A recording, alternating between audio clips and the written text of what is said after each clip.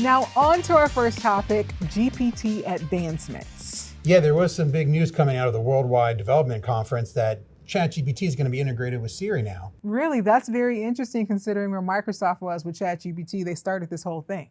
Yeah, that is interesting. And it's integration into their different platforms, like the Surface platform for Microsoft, and now it's going to be integrated into the different iOSs for Apple. I have some challenges as to whether or not I want to use that service all the time, what controls I have over it.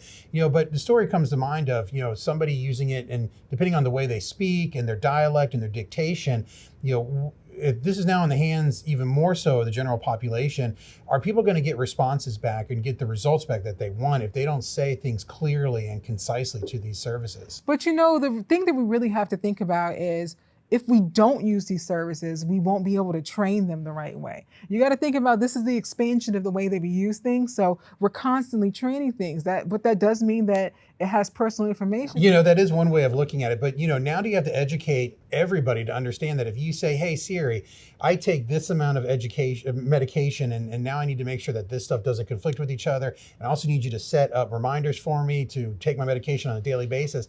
Now Siri has some form of health information about you. What happens to that information when I give it to Siri? Where does it go? Who controls it? Who makes sure that the fact that I take X amount of medication is not known by somebody who's not supposed to know it anymore? But is that no different than a Google search? You can't tell me in the middle of the night you're not like, my stomach hurt and my left toe tingles. They already know this stuff about you. Yeah, but I think the scary part is that it puts it more in a central location in large quantities of this information, especially if it's simply available at your fingertips on your phone, and you can use the AI and provide it prompts that maybe has information in that you don't or shouldn't be in there, and it's just right there, and now it's stored wherever they store that learning data.